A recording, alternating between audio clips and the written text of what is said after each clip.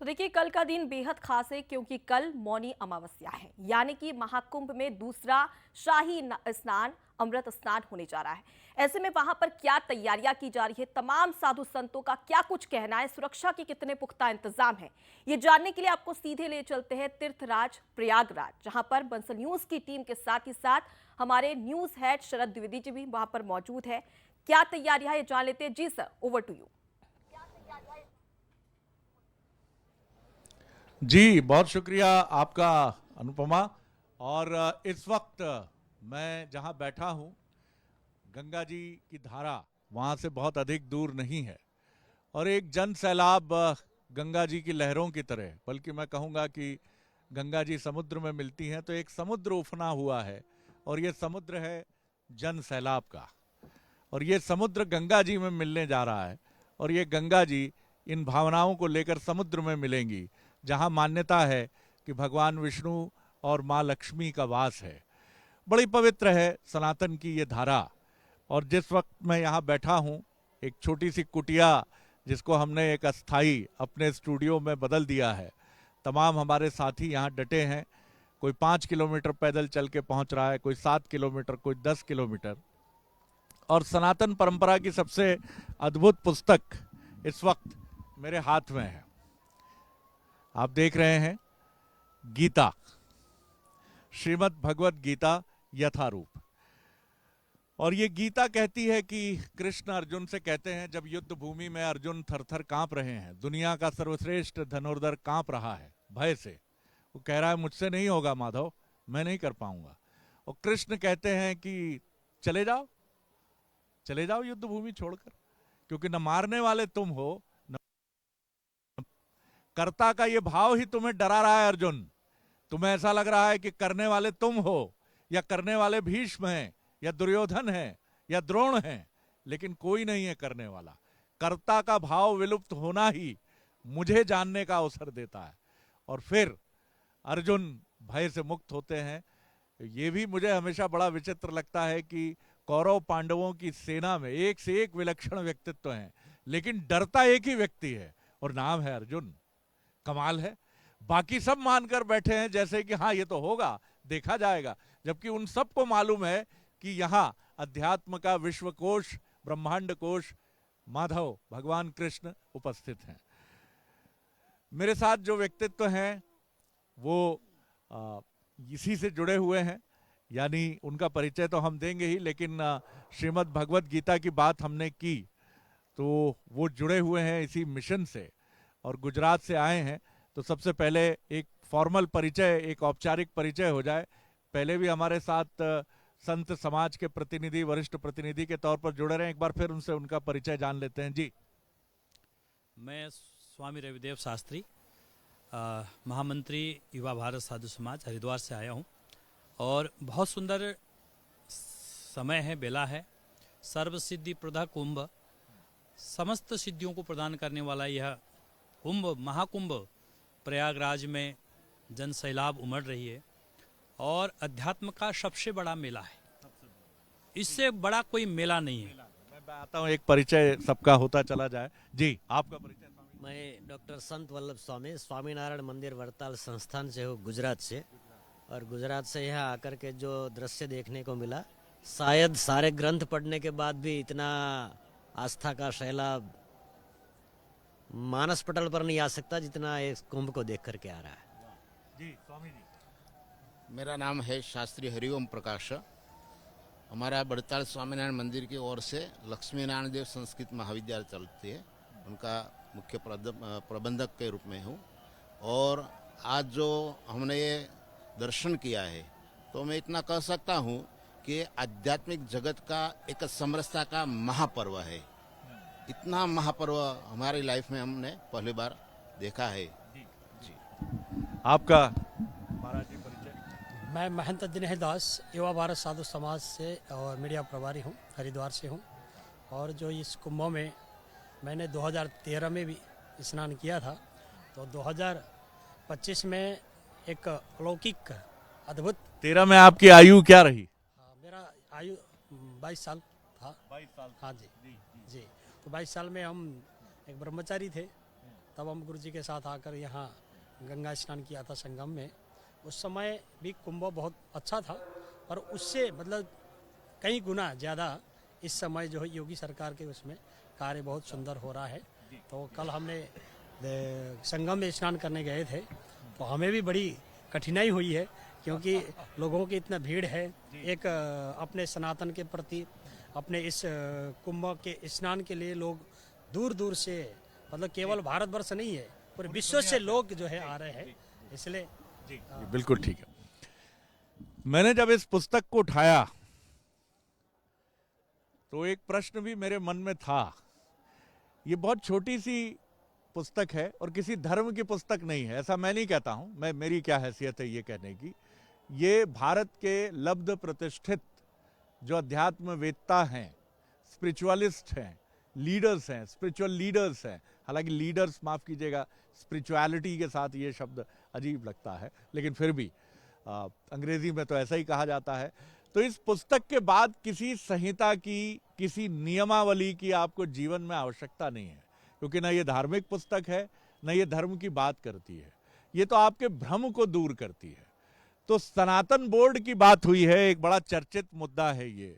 तो जिस धर्म के पास इतने नियम हैं, मैंने एक बार एक अध्यात्मविद से पूछा, मैंने कहा अगर कोई बीमार हो जाए, बिस्तर पर पड़ा है, ईश्वर में बड़ा मन लगता है, तो उन्होंने कहा मानसी पूजा का प्रावधान है।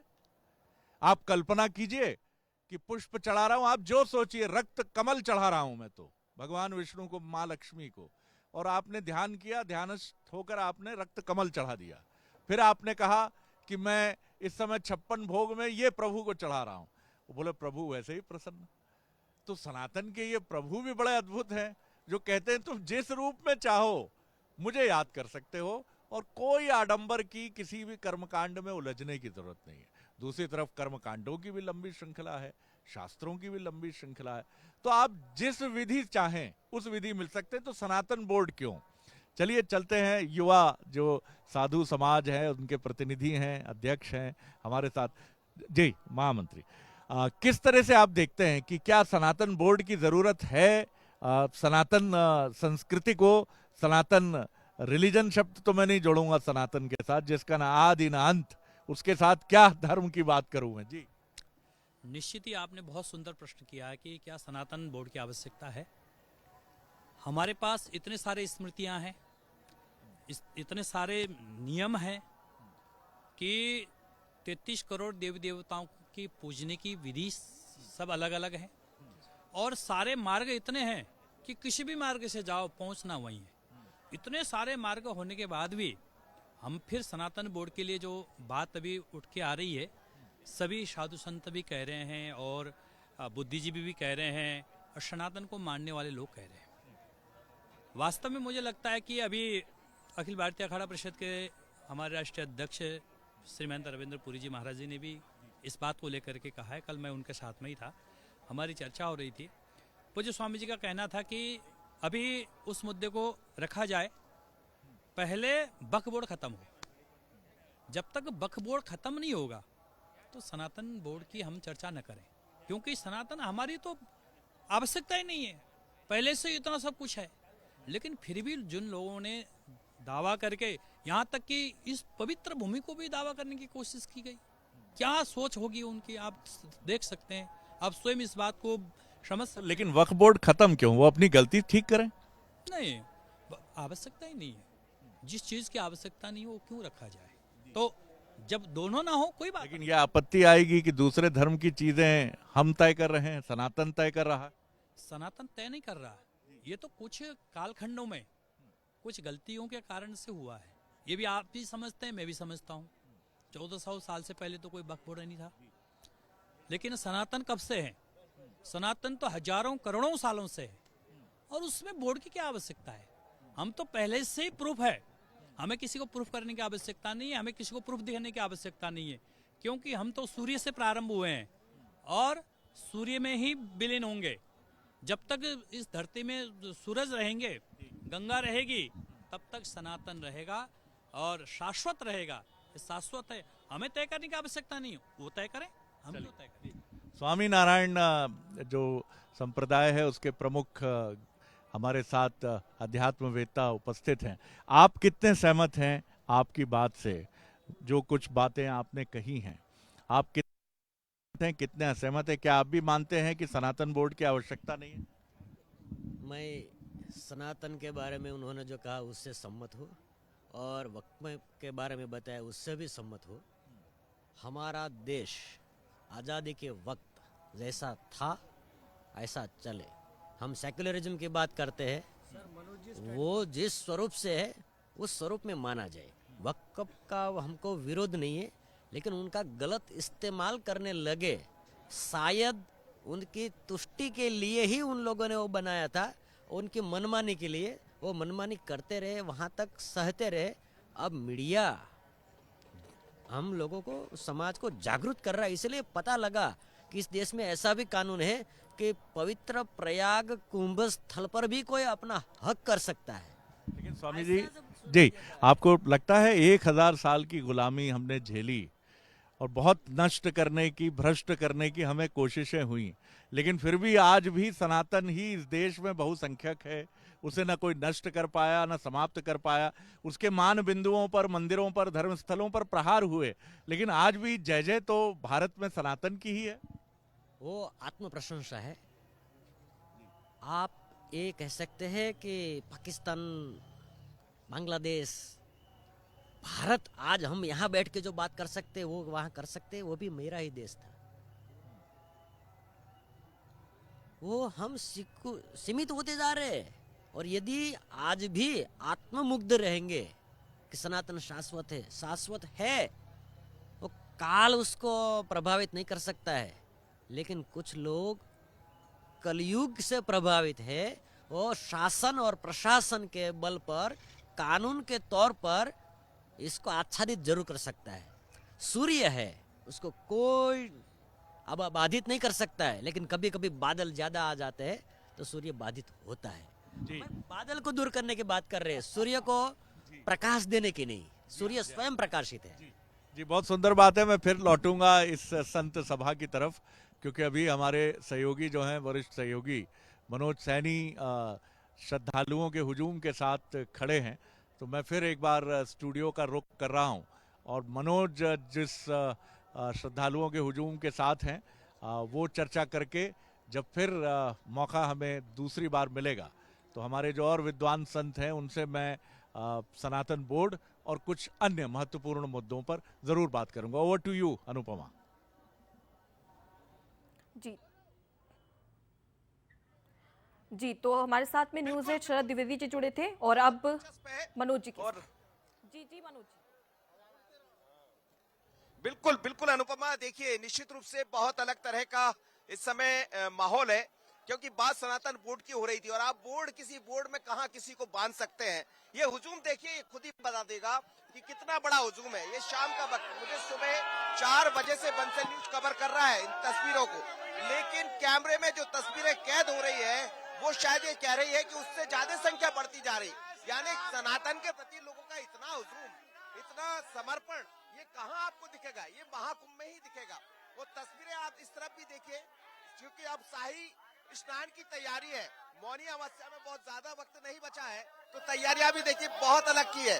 बिल्कुल दूधिया रोशनी से पूरा क्षेत्र नहा रहा है इस समय, और बहुत जोरदार तैयारियां की। लेकिन मौनी अमावस्या का जब पावन पर्व होता है तो इस तरह।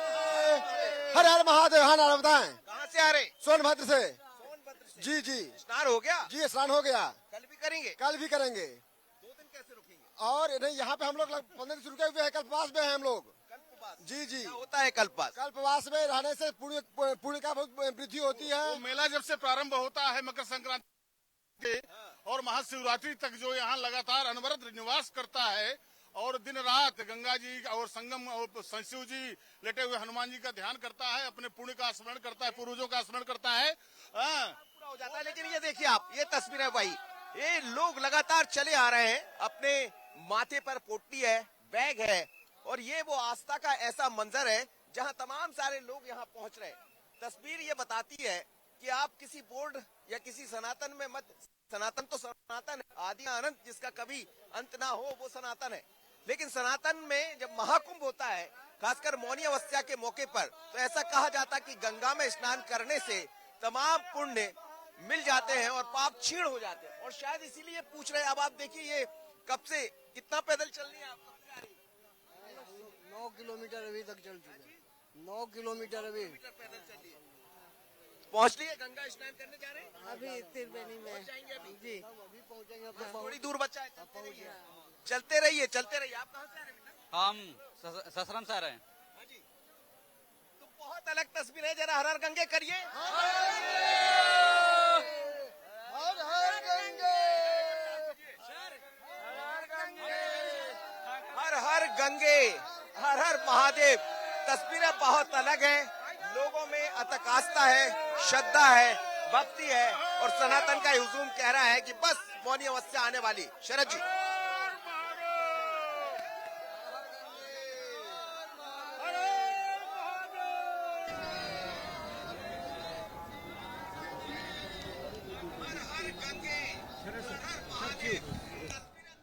तो आपने देखा हर हर गंगे का जय घोष है, और जिस तरह से श्रद्धालुओं की ये कतार और ये श्रृंखला, ऐसा लग रहा है कि अनवरत कहाँ से निकल रहे हैं, कहाँ की तरफ जा रहे हैं, कुछ समझ पाना बहुत कठिन है।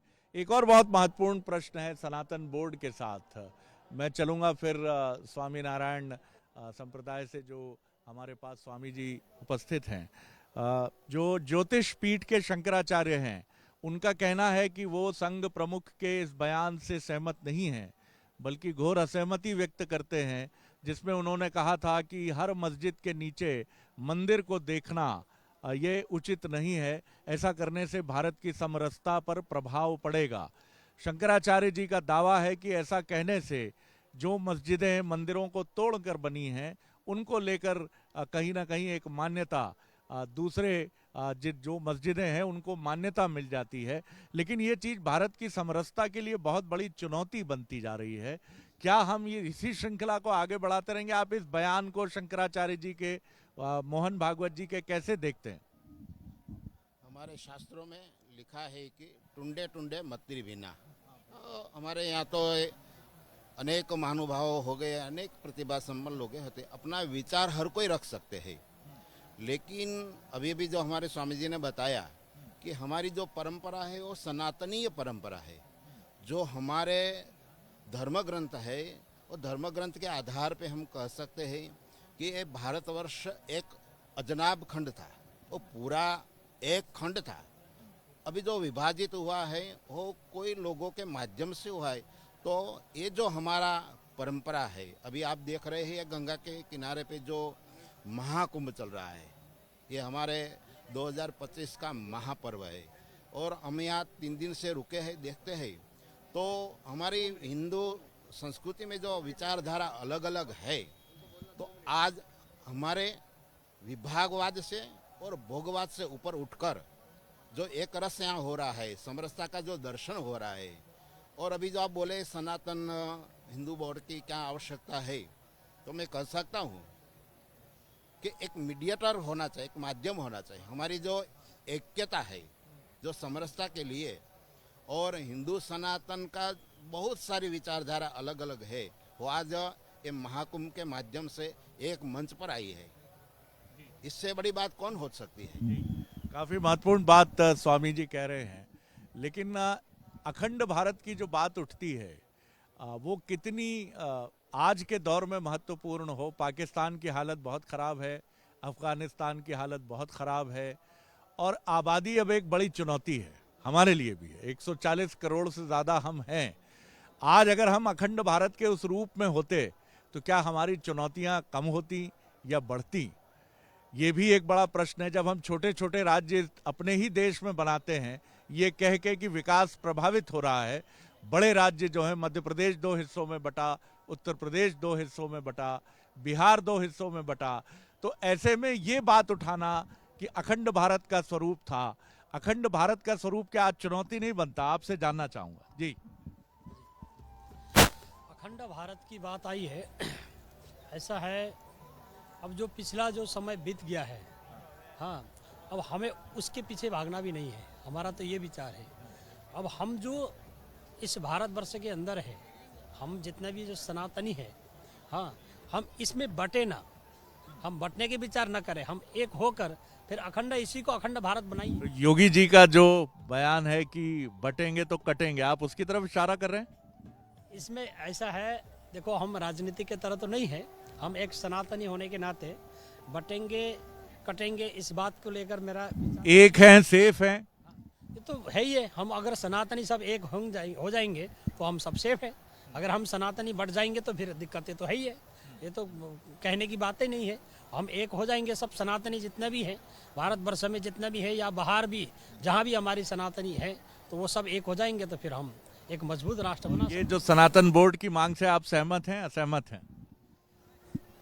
इसमें जो है मैं अभी इसमें कोई विचार नहीं देना चाहता हूँ। अच्छा, इस पे कोई तो कोई विचार इस पर नहीं रखना चाहते हैं, लेकिन जो विद्वत सभा संतों की हमारे साथ है, बहुत सुस्पष्ट तरीके से वो ये मानती है कि अतीत में जो त्रुटियां सहिष्णुता की वजह से हुई उसे भारत की कमजोरी न समझा जाए। ये भारत 2025 का भारत, ये भारत जो दुनिया की 5वीं अर्थव्यवस्था है और तीसरी अर्थव्यवस्था होने की तरफ तेजी से बढ़ रहा है, ये भारत अपनी शक्ति का विस्तार करे। और विस्तार करने के लिए हमें 2-3 तरीके बहुत अच्छे से समझ में आते हैं। पहला है शिक्षा और दूसरा अध्यात्म। वो शिक्षा अधूरी है जिसमें अध्यात्म का स्वर नहीं है, अध्यात्म की गूंज नहीं है। प्राचीन गुरुकुल प्रणाली में कृष्ण और सुदामा, राजा और समाज का सबसे वंचित वर्ग का बच्चा भी एक साथ पढ़ते थे, एक साथ सुबह ब्रह्म मुहूर्त में उठते थे।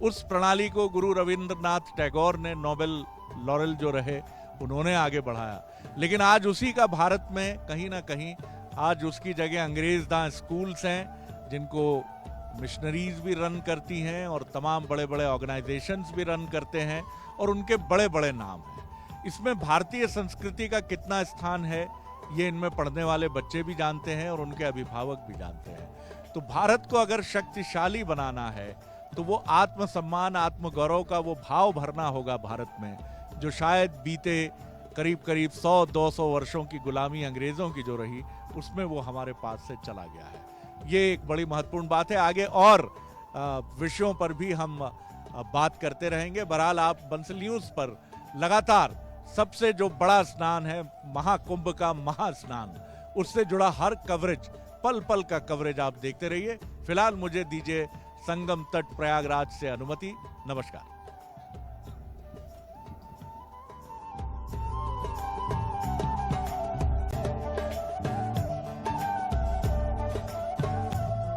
सीधी तस्वीरें हमने आपको दिखाई जहां पर तमाम साधु संतों ने वक्फ बोर्ड को लेकर, सनातन बोर्ड को लेकर और हिंदू मुस्लिम को लेकर अपनी अपनी प्रतिक्रियाएं दी। साथ ही वो तस्वीरें भी दिखाई जहां पर आस्था का जनसैलाब उमड़ा है। तो कल का दिन बहुत महत्वपूर्ण है क्योंकि कल दूसरा अमृत स्नान होने जा रहा है। ऐसे में हर एक तस्वीर आप तक पहुंचाएंगे, लेकिन फिलहाल लेते हैं आपसे इजाजत। देखते रहिए बंसल न्यूज। नमस्कार।